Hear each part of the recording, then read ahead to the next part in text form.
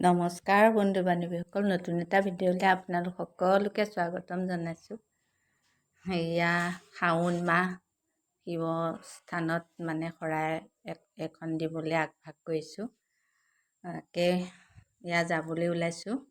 সকলো তেল বন্তি যোগাৰ কৰি ল'লোঁ আৰু প্ৰসাদ আগতেই দিলে। এয়া চাকি বন্তি আগবঢ়াই এয়া বহিছোঁ। সকলো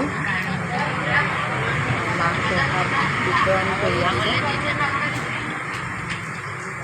অকণমান আপোনালোককো দেখুৱাই দিছোঁ। আমাৰ ওচৰতে আছে শিৱস্থানখন।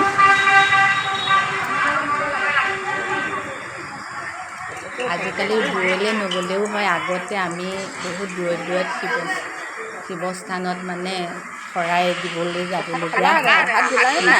বৰ্তমান এতিয়া গাঁৱে গাঁৱে শিৱস্থান হোৱা নিচিনা, গতিকে সুবিধা হৈছে।